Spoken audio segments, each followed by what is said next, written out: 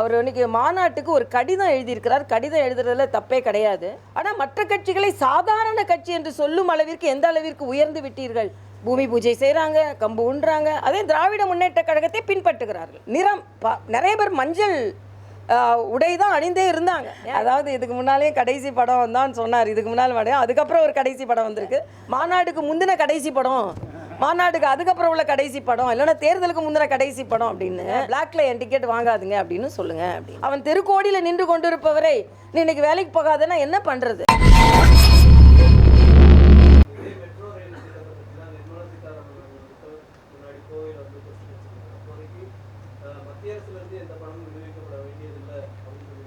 இல்லை, அது நீங்கள் மாநில அரசு அதை நாங்கள் மேற்கொள்கிறோம் என்று சொன்னதுனால இப்போ முதலமைச்சர் எங்களுக்கு மத்திய அரசின் பங்கும் வேண்டும் என்று கேட்டிருக்கிறார். அவங்க சொன்னது நாங்கள் மாநில அரசே பார்த்துக்கொள்கிறோம் என்று சொன்னதனால் அப்படி சொன்னாங்க.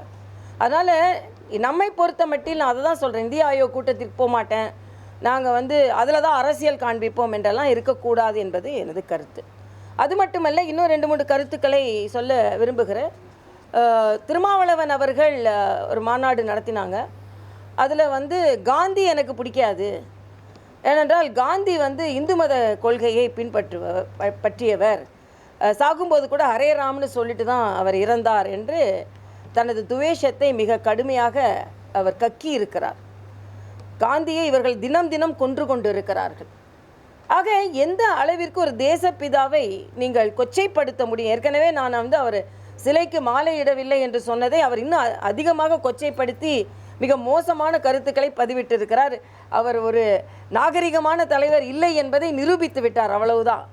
மறுபடியும் இப்படிப்பட்ட கருத்துக்களை எல்லாம் அவர்கள் சொல்லும் பொழுது நல்லவற்றை எடுத்துக்கொண்டு நீங்கள் விரும்பவில்லை என்றால் ஏதோ அது மக்களுக்கு வராத ஒரு பழக்கம், மதம் என்பதை போல நீங்கள் முன்னிறுத்துகிறீர்கள். இது தவறு. உங்கள் கட்சியிலேயே இந்து மதத்தை பின்பற்றுபவர்கள் எவ்வளவோ இருக்கிறார்கள். ஏன் நீங்கள் கூட அக்டோபர் 2க்காக அவர் அந்த மாநாடு நடத்தலை, நிறைஞ்ச அமாவாசைனால அந்த மாநாடு நடத்தினார்.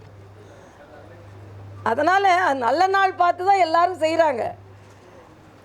நீங்கள் எல்லாம் இன்னும் பார்த்தா அவர் பல விதங்களில் இந்து மதத்தின் நடவடிக்கைகளை அவர் பின்பற்றுகிறார். ஆனால் திருப்பி எப்போ பார்த்தாலும் இப்படி சொல்கிறது. அதே மாதிரி அண்ணன் சேகர் பாபு அவர்களுக்கு ஒரு கோரிக்கை.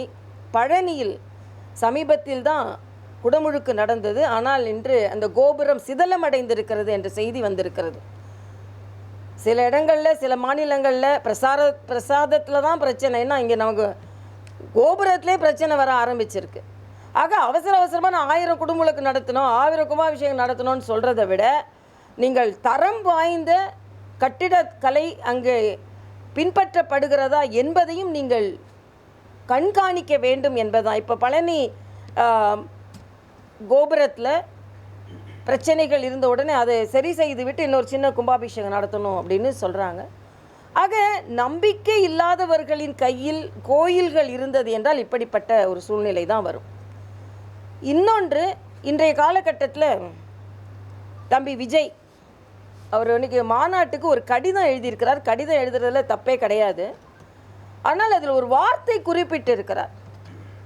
மற்ற கட்சிகளைப் போல நம் கட்சி சாதாரண கட்சி அல்ல. என்னமோ ஆண்ட கட்சி இருக்கிறது, ஆண்டு கொண்டு இருக்கின்ற கட்சி இருக்கிறது, மத்தியில் பல மாநிலங்களை ஆளுகின்ற கட்சி இருக்கிறது, மாநிலத்தை ஆண்ட கட்சி இருக்கிறது, ஆளும் கட்சி இருக்கிறது, பல்லாண்டு காலமாக பல கொள்கைகளை கொண்ட கட்சிகள் எல்லாம் இருக்கிறது. ஆனால் அப்படிப்பட்ட ஒரு வார்த்தை எந்த அளவிற்கு தமிழக அரசியலில் ஏற்றுக்கொள்ளப்படும் என்று உங்கள் கட்சியை நீங்கள் உயர்வாக சொல்லலாம். ஆனால் மற்ற கட்சிகளை சாதாரண கட்சி என்று சொல்லும் அளவிற்கு எந்த அளவிற்கு உயர்ந்து விட்டீர்கள் என்று எனக்கு தெரியவில்லை. அதனால் அரசியல் கட்சி தலைவர்கள் என்று இருக்கும் பொழுது மற்ற தலைவர்களையும் மதிக்க வேண்டும், மற்ற கட்சிகளையும் மதிக்க வேண்டும், மற்ற கட்சி தொண்டர்களையும் மதிக்க வேண்டும் என்பது தான் எனது கோரிக்கையாக இருக்கிறது.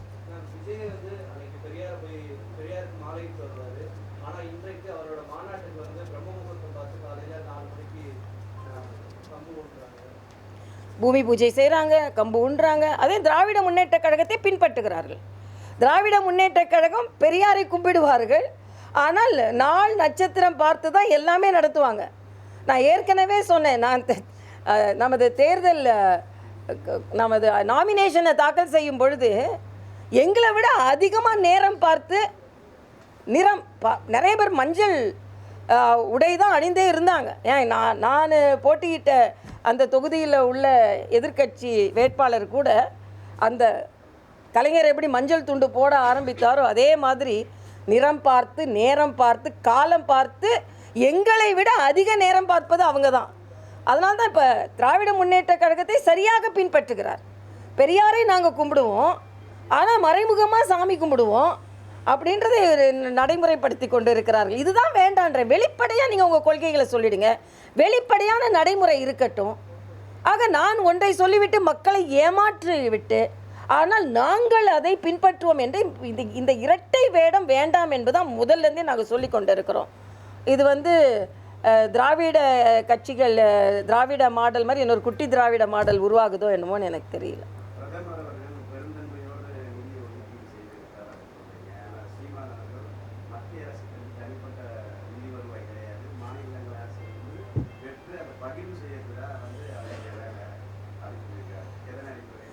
சார், மாநில அரசு மாத்திரம் அவங்க பாக்கெட்லேருந்து எடுத்து கொடுக்குறாங்க. இப்போ கலைஞரின் உதவித்தொகை திட்டம் அப்படின்னு பெயர் வைக்கிறாங்க. கலைஞர் வீட்டிலேருந்து எடுத்து கொடுக்குறாங்களா? அப்படின்னு இல்லை. நாம் ஒரு மாநிலம் கேட்கும் பொழுது அந்த மாநிலத்திலிருந்து ஏன் நாம் இதை திருப்பி சொல்ல வேண்டி வருகிறது என்றால், தமிழக அரசை பொறுத்த மட்டில் பிரதமர் பாராபட்சம் பார்க்கிறார், இங்கே நிதி கொடுக்கல, ₹1 கொடுக்கல அப்படின்ற ஒரு விமர்சனத்தை அவர்கள் வைக்கும் பொழுது, இல்லை பிரதமர் பாராபட்சம் பார்க்கவில்லை என்பதை நாங்கள் வலிமையாக சொல்ல வேண்டி வருகிறது. எந்த ஆட்சியாக இருந்தாலும் அவங்க பாக்கெட்டில் இருந்தோ அவங்க வீட்டிலேருந்தோ எடுத்து கொடுக்கறதில்ல, அது பொது நிதி தான். ஆனால் அதை கொடுப்பது ஆட்சியாளர்கள் இல்லவா, அதைத்தான் நம்ம சொல்கிறோம்.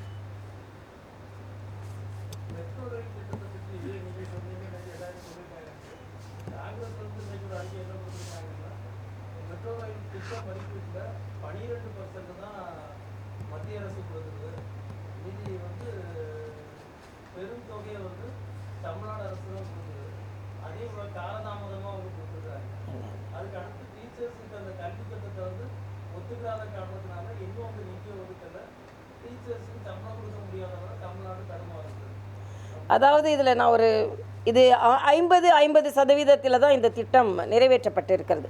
அதை நாங்களும் வெரிஃபை பண்ணிட்டோம் இப்போ. ஆனால் ஒட்டுமொத்தத்தில் 63,000 கோடியில் அதில் கடனுக்கு ஏற்பாடு செய்வாங்க, அது ஒன்று. மிச்சம் இருக்கிற தொகையில் 50% மத்திய அரசு கொடுக்கணும், 50% மாநில அரசு கொடுக்கணும், அவ்வளவுதான். அதனால் இது மத்திய அரசின் பங்கும் இருக்கிறது, மாநில அரசின் பங்கும் இருக்கிறது. இது மத்திய அரசு கொஞ்சம் கொடுத்துட்டு மாநில அரசு அதிகமாக கொடுக்கறது என்பது ஒப்புக்கொள்ள முடியாத ஒன்று, அது சரியல்ல. இன்னொன்று, கல்வி திட்டத்தை பொறுத்த மட்டில் நான் இந்த சமக்கிர சிக்ஷா அபியான் இது மாணவர்களின் அறிவாற்றலை, கற்றலை விரிவுபடுத்துவது. அப்படி விரிவுபடுத்தும் பொழுது மாணவர்களின் அறிவாற்றல் மேம்படுகிறது, அவர்களுக்கு வேலை வாய்ப்புகள் அதிகரிக்கிறது, அவங்க இன்னும் ஒரு மாநிலத்திற்கு போனால் நல்லா பணியாற்ற முடியும். எல்லா மாநிலங்களும் இதை பின்பற்ற ஆரம்பித்து விட்ட போது நீங்கள் அதை பின்பற்றவில்லை என்றால் அந்த விரிவுபடுத்தப்பட்ட கல்வி திட்டம் மாணவர்களுக்கு கிடைக்காது.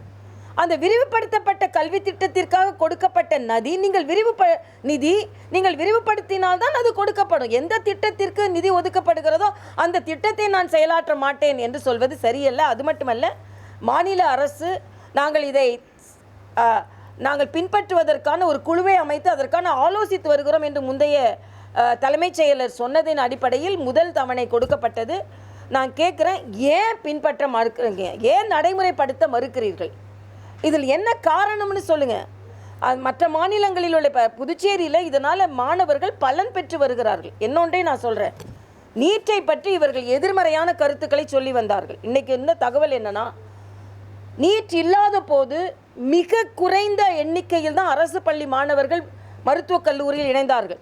ஆனால் இன்றைக்கி அந்த 7.5% இல்லாமலேயே, குறித்து கொள்ளுங்கள், 7.5% இல்லாமலேயே பொது போட்டியிலேயே அரசாங்க பள்ளி மாணவிகள் 78 பேர் மருத்துவக் கல்லூரியில் இணைந்திருக்கிறார்கள். அப்படி என்றால் மாணவர்கள் படிக்க ஆரம்பித்து விட்டார்கள். அரசாங்க பள்ளி மாணவர்கள் கூட அதை ஏற்றுக்கொண்டார்கள். உடனே எல்லாரும் சொல்கிறாங்க இதுக்கு பயிற்சிக்கு போனாங்கன்னு. இன்னொரு கணக்கு என்ன சொல்கிறது என்றால் 3000 பேர் நீட்டுக்கு பயிற்சி பெற்றவர்கள் மருத்துவக் கல்லூரியில் சேர்ந்திருக்கிறார்கள் என்றால் அதே சதவீதம் 3000 பேருக்கு மேலே பயிற்சி பெறாதவர்கள், நீட்டுக்கென்று தனி பயிற்சி பெறாதவர்களும் இணைந்திருக்கிறார்கள் என்ற செய்தி வந்திருக்கிறது. இது ஒரு ஆரோக்கியமான செய்தி. இதை ஒப்புக்கொண்டு தான் ஆக வேண்டும் என்பது எனது கருத்து. ஓகேவாப்பா?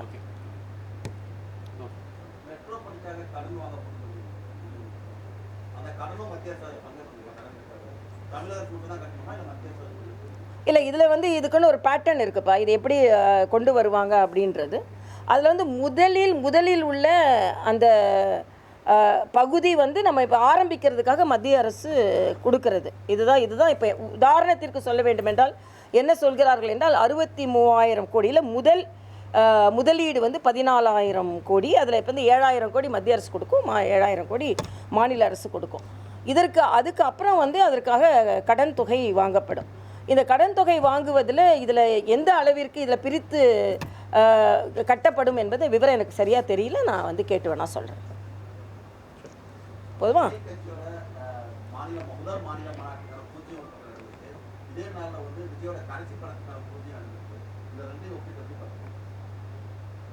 கடைசி படமானு தெரியலையே. நான் கடைசி அதாவது இவங்க சொல்கிறதெல்லாம் எப்படிப்பா இப்போ நம்பவே முடியலையே. என்ன தண்ணியில் தான் எழுதிக்கணும். அதாவது இதுக்கு முன்னாலே கடைசி படம் தான் சொன்னார். இதுக்கு முன்னால் அதுக்கப்புறம் ஒரு கடைசி படம் வந்திருக்கு. அப்புறம் அதுக்கப்புறம் ஒரு கடைசி படம் வருமா நமக்கு தெரியல. ஏன்னா இதுக்கு முன்னாலே கடைசி படம்னு சொல்லியிருந்தார். உண்மையா இல்லையா? நான் படம் அவ்வளோவா பார்க்குறதில்ல. ஆனால் நான் பத்திரிகை படிக்கிற பழக்கம் உண்டு. கடைசி படம்னு சொன்னார். அப்புறம் ஒரு கடைசி படம். இன்னொன்று என்னம்மா அதுதான் இல்லை, மாநாடு நடத்துகிறாங்க, அதனால் அரசியலுக்கு வந்துட்டாங்க. ஆனால் கடைசி படமானு தான் நமக்கு தெரியல. மாநாடுக்கு முந்தின கடைசி படம், மாநாடுக்கு அதுக்கப்புறம் உள்ள கடைசி படம், இல்லைன்னா தேர்தலுக்கு முந்தின கடைசி படம் அப்படின்னு கடைசி எத்தனை கடைசின்னு நமக்கு தெரியாது. இன்னொன்று இந்த அரசியல்வாதிகள்லாம் பேசுகிறத எந்த அளவுக்கு நம்ப முடியும்னு எனக்கு தெரியல. அதனால் விஜய் வரட்டும், பார்க்கட்டும் வேணும். ஆனால் அவர் வந்து மாநாடு சிறப்பாக நடத்திடுவோன்னா மாநாடு சிறப்பாக நடத்திடுவாங்க, அதில் சந்தேகம் இல்லை. ஏன்னா கூட்டம் கூடுறது என்ன சினிமாத்துறை சார்ந்தவங்களுக்கு என்ன குறைச்சலா? ஒரு சினிமாவுக்கு வர மாதிரி எல்லாம் வந்துடுவாங்க.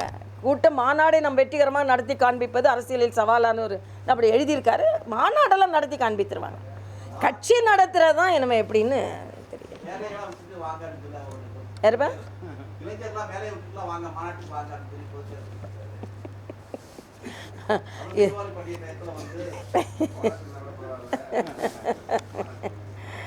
அதாவது அப்போ கடைசி படம் ஏன் எடுக்கிறாரு? அப்போ அவங்க வந்து பிளாக்ல டிக்கெட் வாங்கிட்டு வரணும். நான் தான் சொல்லியிருந்தேன், எனக்கு இன்டர்நெட்லேயே ஒருத்தர் எழுதியிருந்தார், நீங்கள் வந்து முதல் ஆலோசனையாக பணம் வாங்காமல் ஓட்டு போடுங்க அப்படின்னு சொல்லுங்கள். பணம் வாங்கி ஓட்டு போடுறதுல எனக்கும் ஒப்புதல் கிடையாது. இப்போ என்னொன்னே நீங்கள் அறிவுரை சொல்லுங்கள், பிளாக்ல என் டிக்கெட் வாங்காதுங்க அப்படின்னு சொல்லுங்கள் அப்படின்னு. ஏழை எளிய மக்களை தயவு செய்து இப்படி ஏமாற்றாதீர்கள் என்பது. ஏனென்றால் திரைத்துறை மீது ஒரு ஈர்ப்பு இருக்கும். அதில் நானும் கேள்விப்பட்டவங்க என்ன ரொம்ப அடித்தட்டு மக்களைத்தான் அவர்கள் குறி வைக்கிறார்கள் என்று. சாமானிய மக்கள், சாதாரண வேலை செய்பவர்கள், போனஸ் இல்லைன்னா வந்துடு அப்படின்னா அடுத்த நாள் அவன் என்ன பண்ணுவாங்க? உங்களை மாதிரி கடைசி படம் நடிச்சுட்டு நிறைய கோடியாக சம்பாதிச்சுட்டு அடுத்து வந்தால் பரவாயில்ல. அவன் தெருக்கோடியில் நின்று கொண்டு இருப்பவரை நீ இன்னைக்கு வேலைக்கு போகாதன்னா என்ன பண்ணுறது? அதனால் இந்த அறிவுரையெல்லாம் சரியான அறிவுரை இல்லை. ஆனால் அது இணையதளத்தில் வந்ததுனால அதுதான் வந்ததா இல்லைன்னா இட்டு கட்டியதான்னு எனக்கு தெரியல. நன்றி தம்பிங்களா.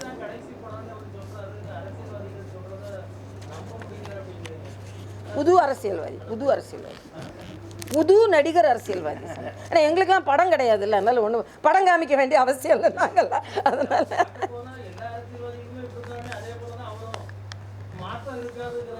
இல்லை அவர் இல்லை அப்படின்னு இல்லை, ஏற்கனவே சொன்னது தானே. கடைசி படம் இதுக்கு முன்னால் உள்ள படத்தையே சொன்னாரா இல்லையா? இதுக்கு முந்தின இனிமேல் நடிக்க மாட்டேன்னு சொன்னார். அப்படிதான் சொன்னார். அதுக்கப்புறம் இப்போ ஒரு படத்துக்கு பூஜை போடுறாங்க இல்லையா?